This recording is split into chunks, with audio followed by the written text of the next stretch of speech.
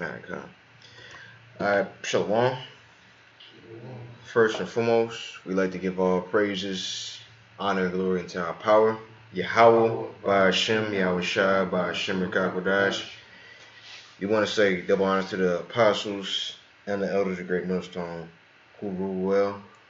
Peace and blessing unto the society that's pushed forward in the truth throughout the four corners of the earth. We want to say Shalom to brothers and keep pushing, and a double Shalom to the Israelites that's looking like the other nation in the Shark Watim. We want to say Shalom to brothers and sisters as well. We the G-Man Islam St. Louis Camp. We come back at it with another class session. And in this lesson, I'm entitled as Nero, aka Donald Trump, is back in office, for what the 2024 presidential campaign. Okay, because history is just repeating itself all over again. And we just gonna watch these two videos, and we gonna hop into some precepts, and let's be edifying. All right, so let's hop into it.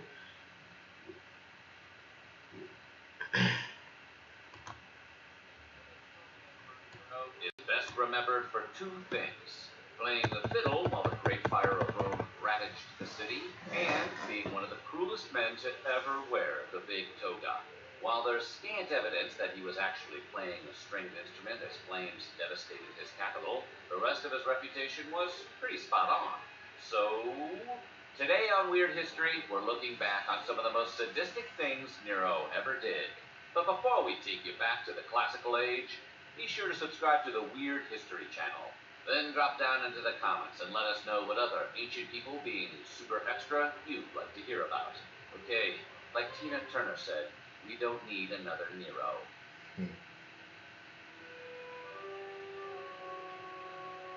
Nero was born in the year 37 CE, though at the time they weren't calling it that yet.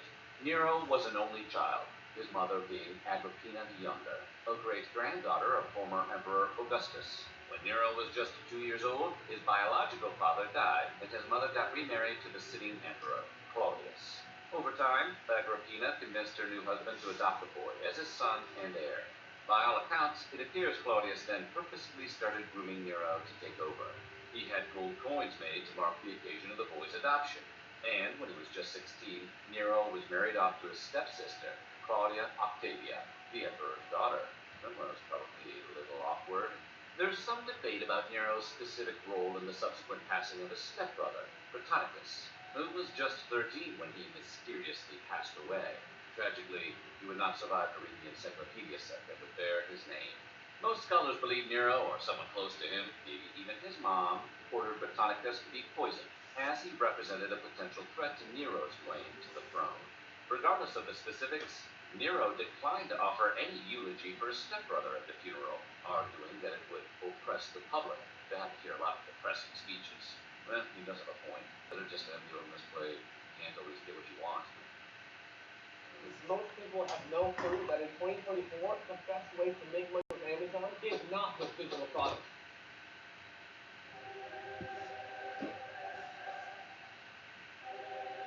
When Claudius shuffled off to Elysium in CE 54, Nero became the Emperor of Rome, supported by both the Praetorian Guard, the elite unit of the Roman army that served as the emperor's personal security force, and the Senate. This set him apart from most of the other emperors of his day, including Caligula and Claudius, both of whom were largely disliked by their senates for trying to supersede their authority. Nero was also unique in terms of his love of performance and music. As emperor, he even enlisted a special squad of 5,000 soldiers, known as the Augustans, whose job was to applaud and celebrate him any time he was moved to sing one of his self-penned originals. He essentially created an entire battalion of hype men. It also encouraged anyone else in the crowd to cheer as well, though considering they were armed, that probably wasn't terribly difficult to do.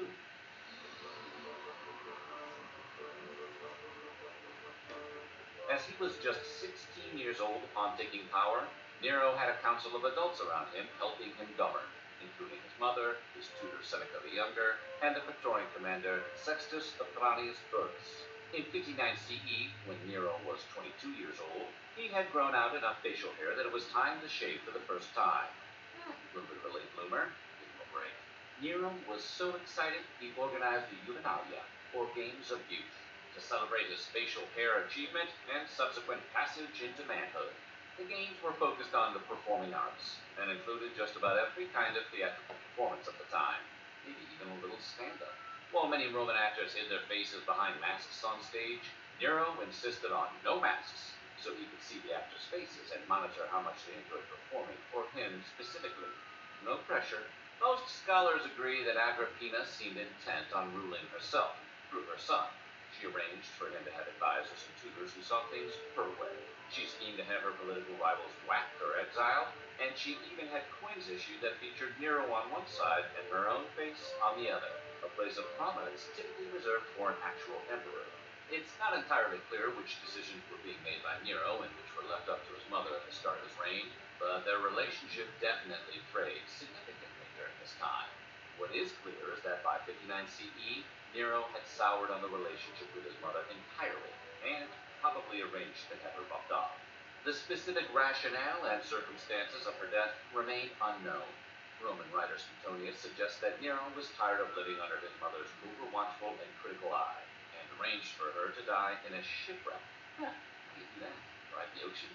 Ancient historian Tacitus claims that the final straw was Agrippina's objection to Nero's affair with Poppaea Sabina, a married woman with whom his mother was also involved socially. In other words, he started dating one of his mom's friends, and even in the days before Twitter, that was pretty hard to keep quiet.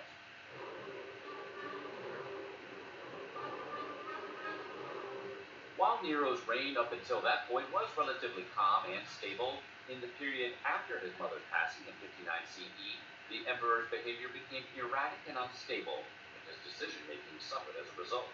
Some scholars have traced Nero's mental decline even earlier, to his stepbrother Britannicus' demise a few years earlier. It's entirely possible that his grip on reality had started to slip in the years prior to the probable assassination of Agrippina, but the loss of her close counsel and protection made his impulses more obvious to everyone around him.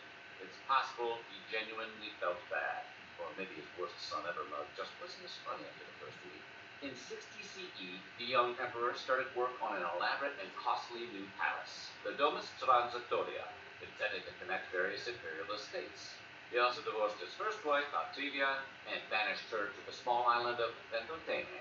When this triggered a public outcry, he accused her of adultery, and by most accounts, he also ordered her execution, though it's not exactly something you can prove in a court of law.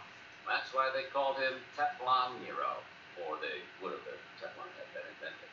Which brings us to the year 62, when things really started to decline for old Nero. His longtime trusted advisor, Gurus, passed away, and Seneca retired, presumably to a quiet life of fishing and watercolors. This left Nero entirely without his longtime confidants and surrounded by unfamiliar faces. His relationships with many legislators and politically powerful figures in Rome deteriorated rapidly after this point, as well as his relationship with the Senate. He soon called for the first of many treason trials of his reign, and he also ordered the elimination of multiple rivals, including Cornelius Sulla and Cornelius Plantus. Wait, Cornelius? Nobody's nemesis is called Cornelius. With the world in chaos, what's really needed is someone to finally make sense of human seemingly mad behavior.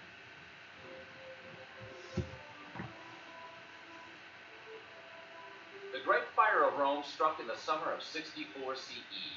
The flames likely started in a merchant shop overlooking the great chariot racing stadium known as the Circus Maximus. It's also the name of the theater inside the Caesar's Palace in Atlantic City, so, it's a story franchise. It's also possible the fire started in the Circus Maximus itself, which had a wooden outer frame and seating area. The city burned uncontrollably for 7 days, then took a brief lunch break before 3 more days of devastation. 3 of Rome's 14 districts were entirely destroyed, and 7 more were severely damaged. A number of ancient writers blamed the fires on Nero himself, claiming that he intended to clear parts of the city for palaces and monuments to himself, including a 30-meter tall statue known as the Colossus of Nero, that stood where the Colosseum was eventually placed. Yeah, it kind of does sound like something he would do. And Nero did end up erecting various buildings in the areas burned by the fire. including a palace complex known as the Domus Aurea and a big statue of himself, though we can't prove he started it. Billy Joel's testimony be damned. Other ancient writers suggested that the fire was started as part of a theatrical production Nero was mounting, depicting the siege of Troy, which may be the origin of the fiddling while Rome burns legend. Tacitus writes that Nero was not personally responsible for the fire, as he was actually at his villa in Antium when it started. But the early historian does suggest that the emperor sadistically blamed Christians for the blaze, because he didn't like them. The punishments he ordered included crucifixion, being fed to his dogs, or being turned into a human torch to light his garden. And we don't mean Johnny Storm. In an effort to fund Rome's recovery, along with all of his grand new buildings and self-celebratory projects, Nero not only increased taxes, but also devalued Rome's currency, triggering an inflation crisis. These were unpopular moves that fueled pushback against the emperor, and even sparked a high-level conspiracy against Nero that was discovered and foiled. Nero's former tutor and advisor Seneca was also accused of taking part in the conspiracy, and though he denied the charges, he was nonetheless ordered to off himself. Turns out Nero was a bad boss, but a worse friend.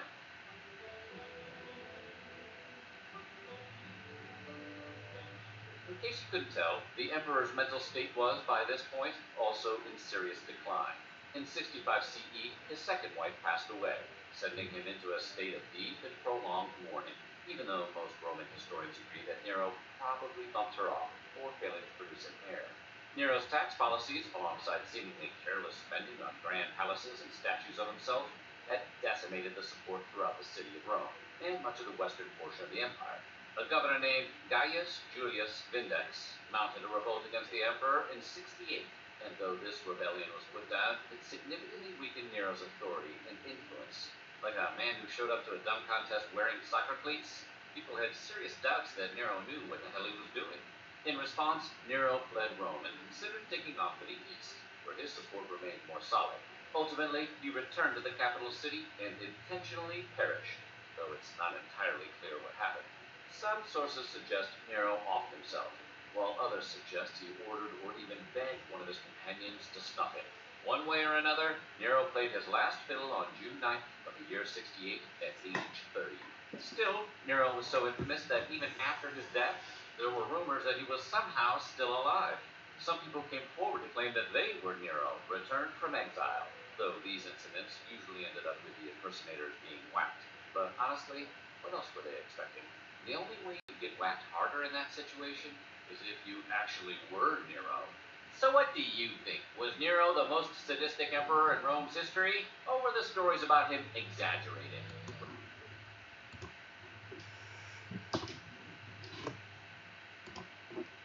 Got one more, Slakia. Less than 5 minutes. Today we are going to take a look at one of the most bizarre stories in history. This is the story of Sporus, a young boy who became the concubine and later the wife of the Roman Emperor Nero. Such a wild and tragic tale, steeped in the intrigues and excesses of ancient Roman history.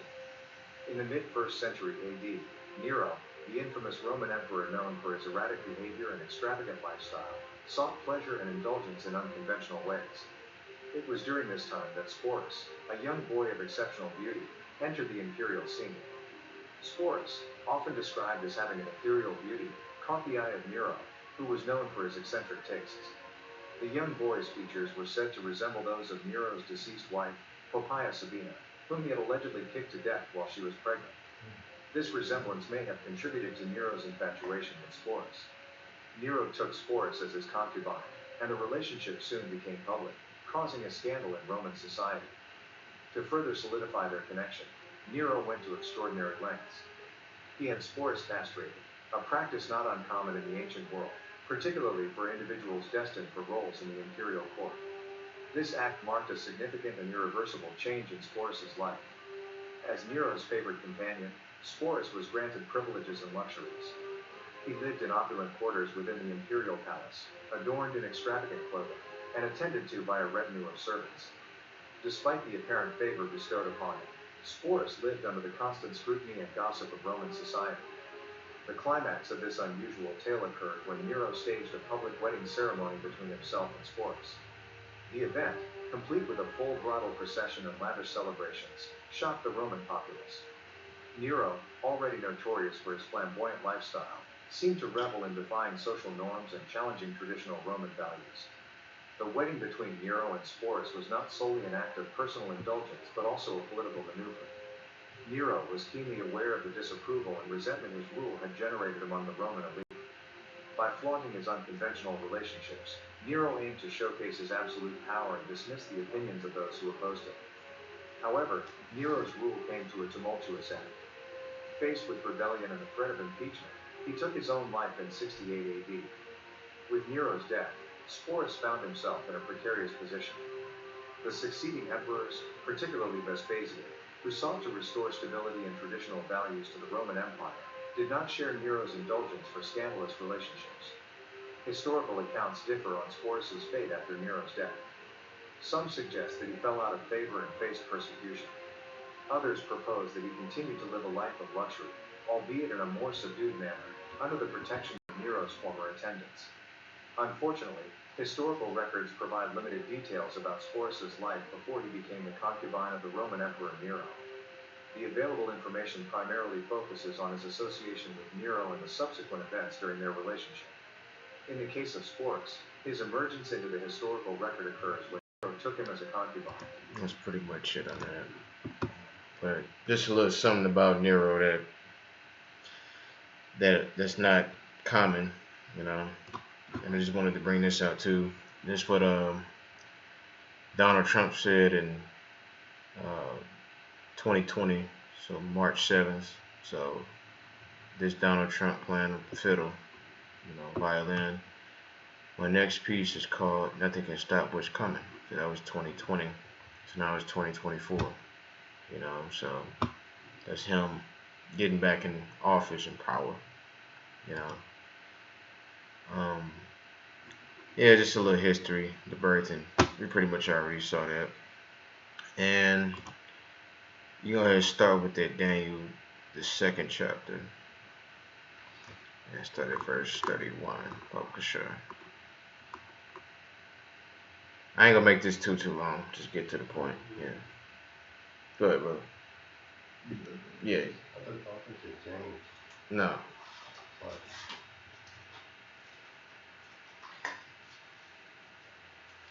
No, I remember doing a bunch of research on Nero, so I think I can look at it. Yeah. This is Daniel chapter 2, verse 31. Thou, O king, sawest, and behold, a great image. The great image whose brightness was excellent stood before thee, and the form thereof was terrible. The image's head was of fine gold, his breast and his arms silver, his belly and his thighs of brass,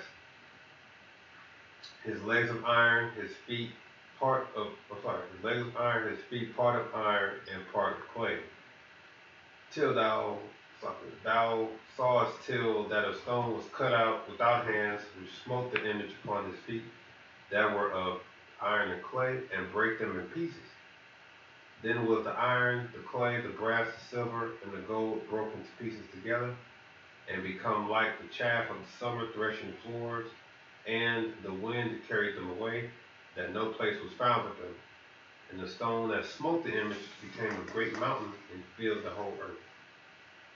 This is the dream, and we will tell the interpretation thereof before the king.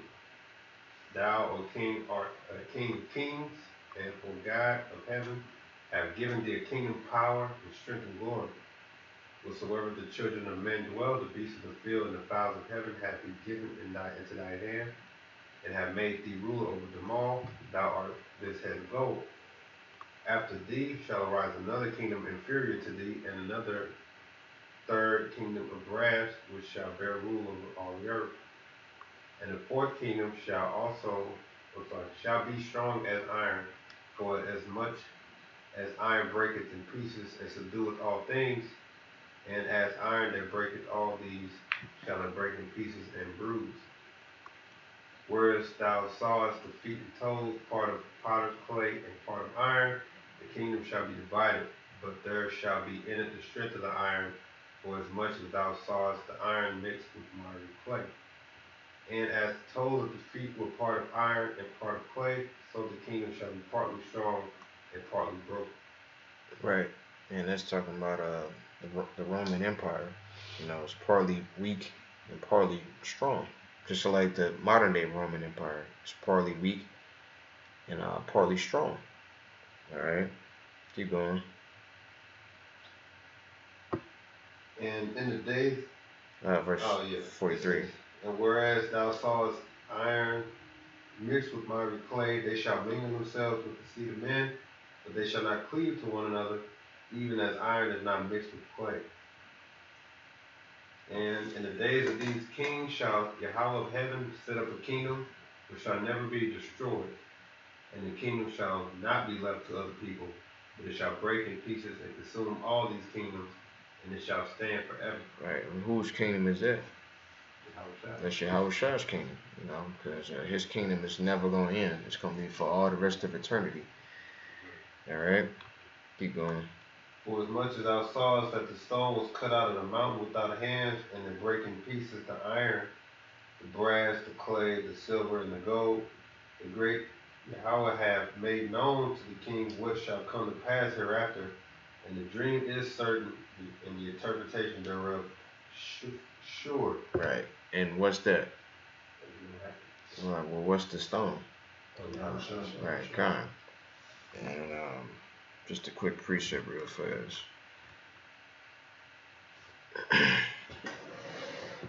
This is Revelation 18, and I'm going to start at 20. Rejoice over her, thou heaven, and ye holy apostles and prophets, for Yahweh have avenged you on her, right? It's talking about Babylon, you know, aka America, modern day Babylon. And a mighty angel took up a stone like a great millstone and cast it into the sea, saying, thus with violence shall that great city Babylon be thrown down, and shall be no more, and shall be found no more at all. Right? So yes, it's not gonna be found, because this place over here, this landmass, is never gonna be inhabited again. As soon as those nuclear missiles drop down, it's gonna be a place for desert creatures. Keep going, brother. Then the king Nebuchadnezzar fell upon his face and worshipped Daniel, and commanded that they should offer an oblation and sweet odors unto him. The king answered unto Daniel and said, of a truth it is that your God is the God of gods, and the Lord of kings, and the revealer of secrets, seeing that thou couldst reveal this secret. Then the king made Daniel a great man, and gave him many great gifts, and made him ruler over the whole province of Babylon, and chief of the governors over all the wise men of Babylon. Yeah. Then Daniel requested of the king that he set Shadrach, Meshach, and Abednego over the affairs of the province of Babylon, but Daniel sat in the gate of the king. Right, and they go into the scripture, if you please the Lord, then the Lord make your enemies your footstool, you know. We can go ahead with that, Daniel. This is the book of Daniel, chapter 7 and verse 7. And after this I saw in the night visions, and behold, a fourth beast, dreadful and terrible, and strong exceedingly, and it had a great iron teeth. Right, and what is that? The Roman Empire, right? Keep going. And it had great iron teeth, and it devoured and brake in pieces, and stamped the residue with the feet of it, and it was diverse from all the beasts that were before it. And it had 10 horns, and I considered the horns, and behold, there came up among them another little horn, before whom there was 3 of the first horns, plucked up by the roots, and behold, in this horn were eyes like the eyes of a man, and a mouth speaking great things. Alright, keep going. Well, go to verse 24.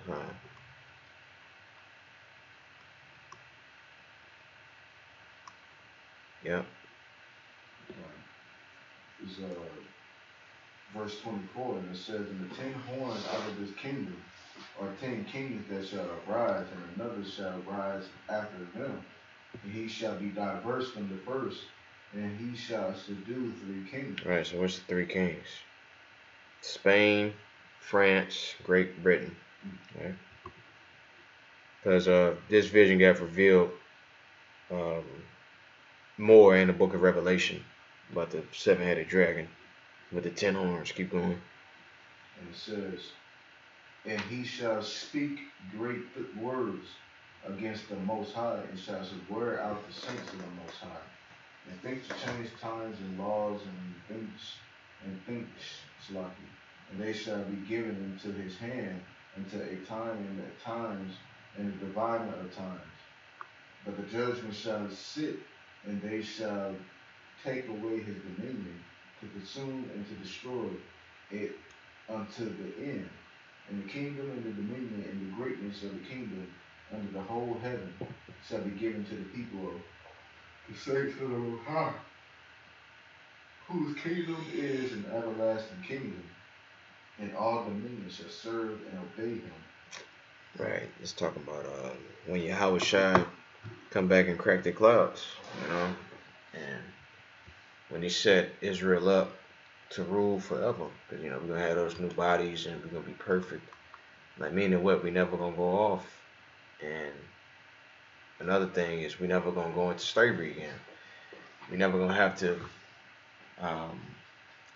experience the curses, but the curse is still gonna be in effect. They're just gonna move to you other races, right? Go ahead. Second Ezra. Yeah.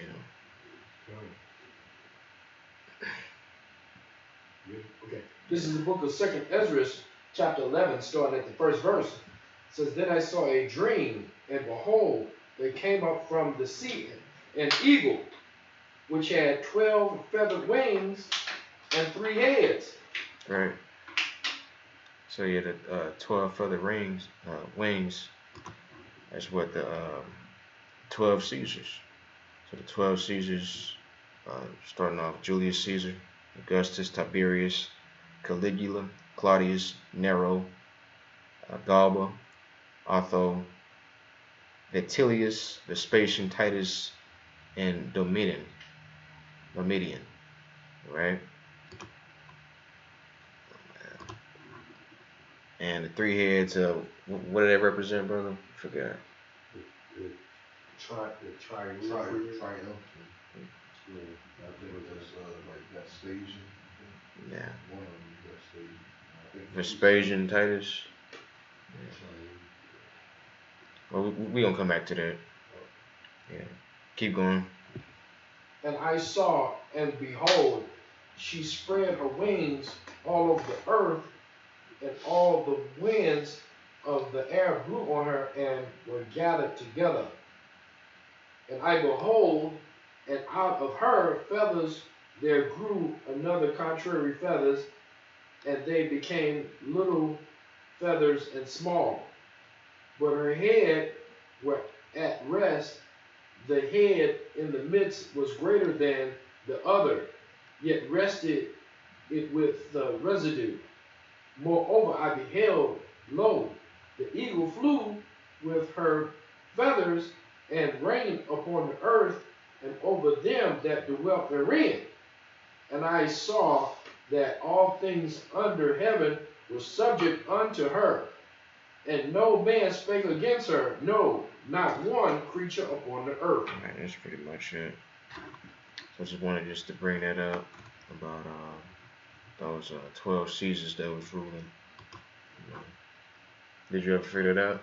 The triumvirate is a coalition that Julius Caesar, Pompey, and Crassus made together. Okay. Pompey, Crassus. All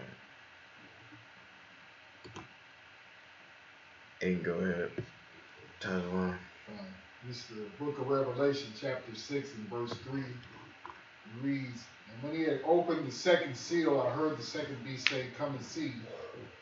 And there went out another horse that was red, and power was given to him that sat thereon to take peace from the earth, and that they should kill one another.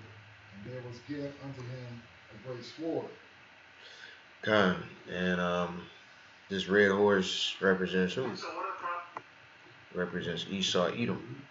Okay. Because with Trump being back in office, Trump, hey, he's actually gonna go through with everything that he said, because he said he was gonna bring back what, the firing squad, guillotines, and things like that. And when you go into his history, like he said he was persecuting the Christians, and he set a fire and blamed it on them. It was a controlled opposition, just to try to just to have a reason to roll on the Christians and kill the Christians. Which is basically the men of the Lord. You know, so kind of. Let's look up some of his policies real fast.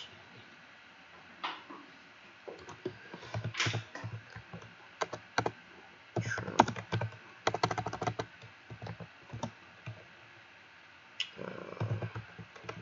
Let's see.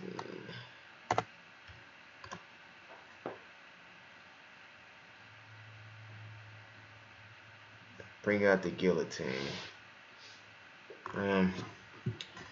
Scratch that, but that's what he said. Y'all can look that up in your own time.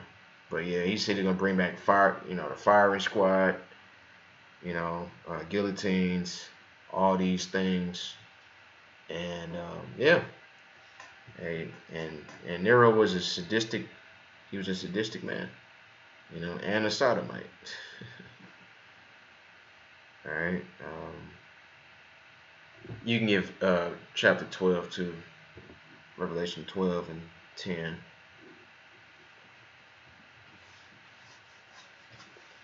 Then go to Revelation 20. Then we end it off with that, Lord willing. It says, Revelation 12 and verse 10, it reads, "And I heard a loud voice saying in heaven, now is come salvation and strength, and the kingdom of our power, and the power of his Mashiach, for the accuser of our brethren is cast down, which accused them before our power day and night. And they overcame him by the blood of the Lamb and by the word of their testimony, and they loved not their lives unto the death." Yeah, because we hate our lives. Because this place over here in Babylon is not life. All right, we're subject to payments, a body breaking down. Shit, our mental health is declining. But just from being here, because this place weigh you down. But unlike you people out there, we actually have hope and something to look forward to. Y'all just here. Yeah, keep going. "Therefore rejoice, ye heavens, and ye that dwell in them. Woe to the inhabitants of the earth and of the sea, for the devil is come down unto you, having great wrath, because he knoweth that he hath but a short time." Right. Matter of fact, keep going. And when the dragon saw that he was cast into the earth, he persecuted the woman which brought forth a man child. Right. So the woman represents the nation of Israel. And that man child is Yahushua. Okay. And he said he had but a short time. So he like, okay, I gotta hurry up and, get my lick back, because I'm about to go into slavery, and I'm about to be extinct from the earth.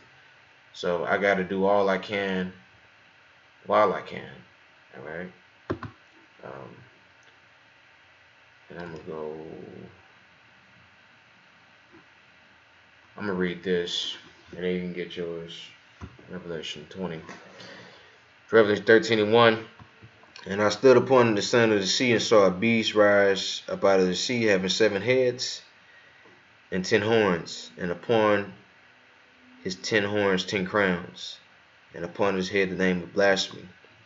And the beast which I saw was like unto a leopard, and his feet as the feet of a bear, and his mouth as the mouth of a lion. And the dragon gave him his power and exceeding great authority. And I saw one of his heads that was wounded to death, and his deadly wound was healed. And all the world wondered after the beast." And when you go into that leopard that goes into Alexander the Great, 3-headed leopard, okay, with his generals. All right. It was actually 4 generals, so it was Alexander, Ptolemy, Seleucus, and Cassander. All right. But which he died, so they made it 3, because he died at the age of 30 from a bad case of syphilis, because he was sodomite. Right. But so they grew into the dragon, and what we have now, which is NATO. All right, I'm gonna read verse 13, verse 3 again. And I saw one of his heads as it were wounded to death, and his daily wound was healed, and all the world wondered after the beast. Right, so that's the um, reviving of the Roman Empire. And they worshipped the dragon which gave power unto the beast, and they worshipped the beast, saying, Who is like unto the beast, and who is able to make war with him? And there was given unto him a mouth speaking great things and blasphemy, and power was given unto him to continue 42 months. And he opened his mouth to blasphemy against Yahweh, to blaspheme his name and his tabernacle, and them that dwell in heaven. And I believe the 42 months is 350 years. Right? And it was given to him to make war with the saints and to overcome them, and power was given him over all kindreds and tongues and nations, right? So make war with the saints and overcome them. And that's the falling away, because you can go into 70 AD, because after Nero died, and 68 CE or BCE, before Common Era, in 70 AD, Jerusalem was sacked, and that was pretty much the end of Jerusalem, And then you had Jacob, in all walks of life. But now we back now. The Lord says He's gonna set us in order before you Edomite's eyes, because you did everything in your power to break up our nation. According to Psalms the 83rd chapter, come let us cut them off from being a nation. All right, and all that dwell upon the earth shall worship Him, whose name are not written in the book of life of the Lamb, from the slain, from the Lamb slain from the foundation of the world. If any man have an ear, let him hear. He that leadeth into captivity shall go into captivity. He that killeth with the sword must be killed with the sword. Here is the faith and the patience of the saints. And I beheld another beast coming out of the earth, and he had two horns like a lamb, and he spake as a dragon. And he exercised all the power of the first beast before him, and caused the earth and them which dwell therein to worship the first beast, whose daily wound was healed. Right? So yeah, whose daily wound was healed. So that's the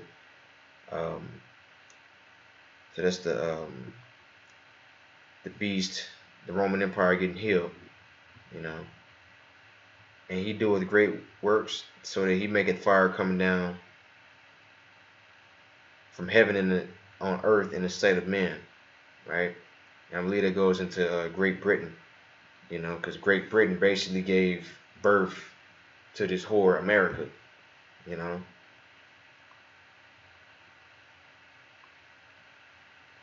And which I'm gonna just skip to the point. And he caused all, both small and great, rich and poor, free and bond, to receive a mark on their right hand or on their foreheads.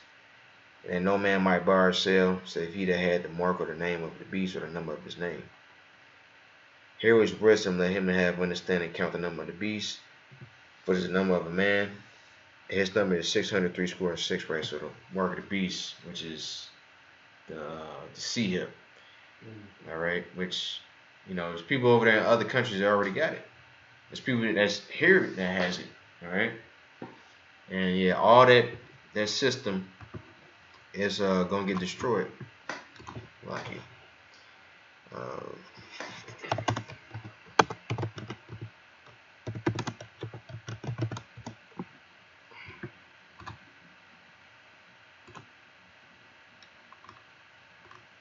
I'm trying to see if I can find that.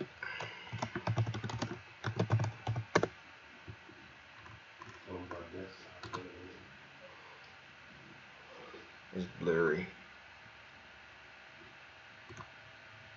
You said it's on your desktop? How you get to it?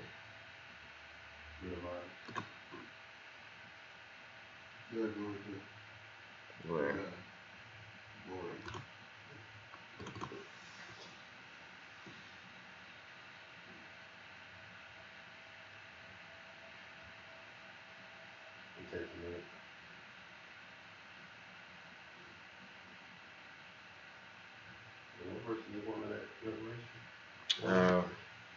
Let's go to verse 6. First one. 6. I should have had it pulled up.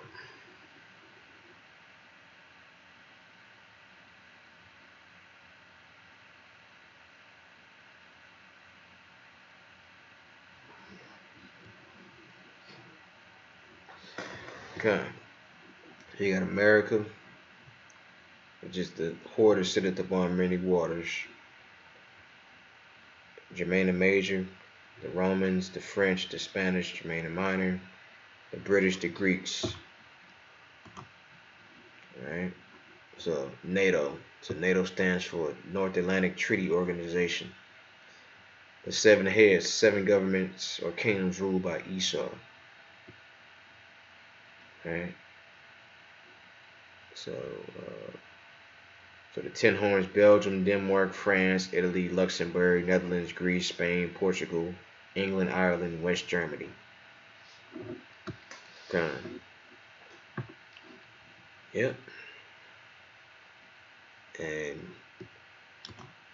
go ahead and pull that, and we can close it on out. If you brothers have precepts, you can pull them out. From the top? Yeah. Revelation 20 says, And I saw an angel come down from heaven, having the key of the bottomless pit and a great chain in his hand. And he laid hold on the dragon, that old serpent, which is the devil and Satan, and bound him 1,000 years. Alright, so the bottomless pit is what? Europe, right?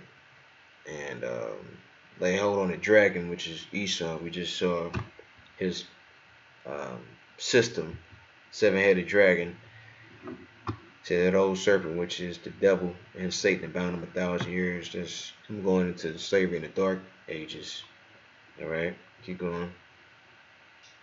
And cast him into the bottomless pit, and shut him up, and set a seal upon him, and he should deceive the nations no more, till the 1,000 years should be fulfilled, and after that he must be loosed a little season. Right, so yeah, he's already loose. So the 1,000 years is already over. So he's loose to deceive the nations again. You know? Keep going.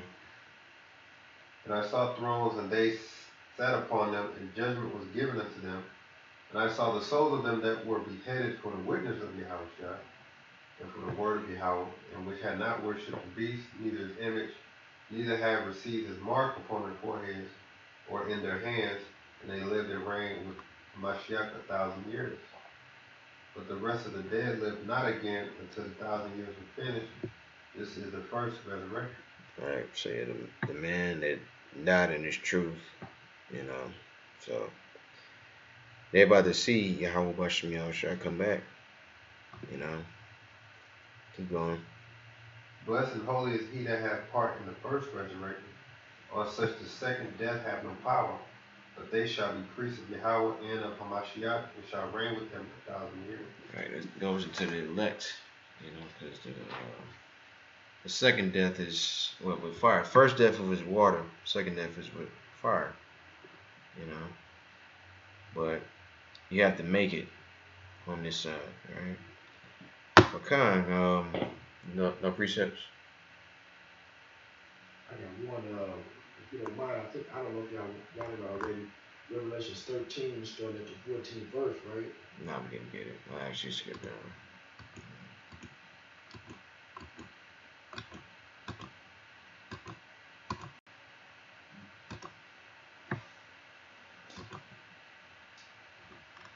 Go ahead.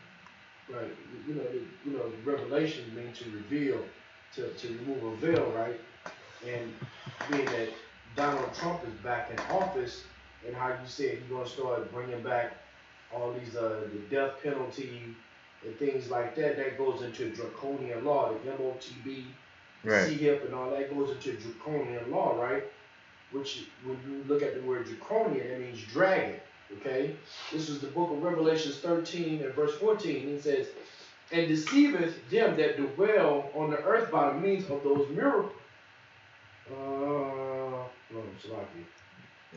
those miracles.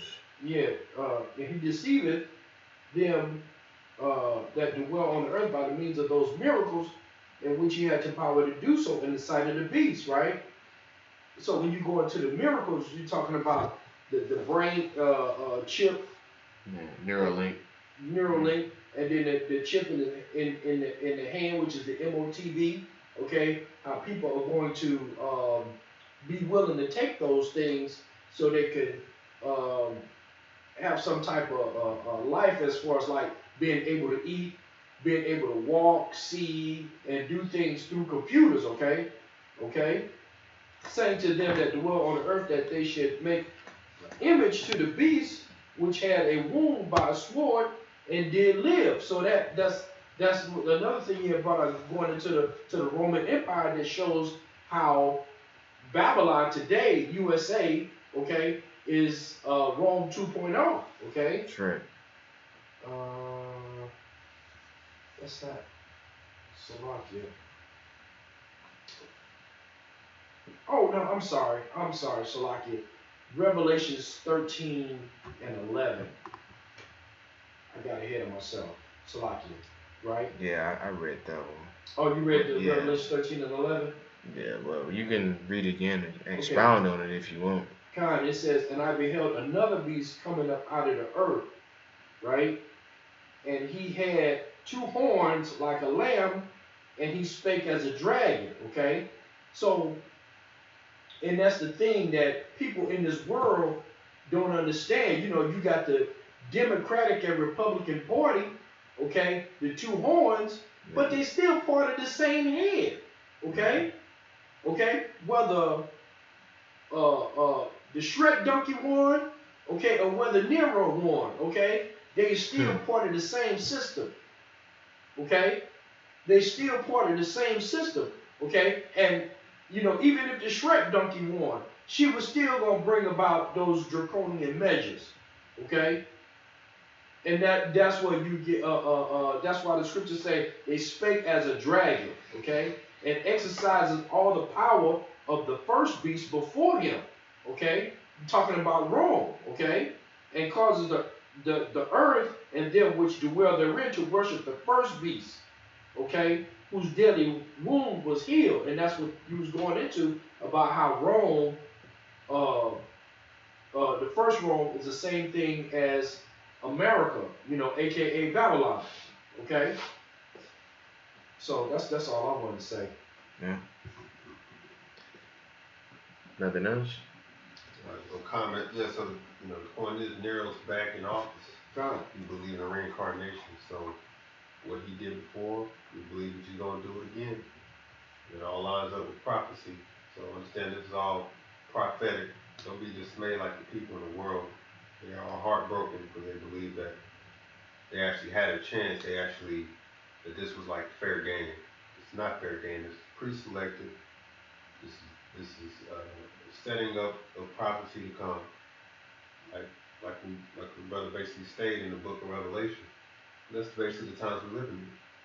Time for the dragon to come down with great wrath. Got it. Got it. The prophecies had to be fulfilled, you know. That's right. You know, regardless of what people think or feel, you know, Yahweh Shem Yahushua say in Isaiah 55 and 11 that, you know, his word not going to turn to him void. Okay, wherever he send it out, it is going to accomplish wherever he send it. Okay, so you people out there, you got to be crazy to think that these prophecies are not going to come to pass. Okay. Now we're not saying that the earth gonna be destroyed tomorrow, or whatever the case may be, but you still within your grace period, time to get right with your Yahweh Shem Yahushua. Okay? That's all I want to say. Okay. Yeah, so with that, I'd like to give all praises, honor, and glory unto Yahweh, by Hashem Yahushua, by Hashem Rakakodash. Well, let's say Shalom and Abba.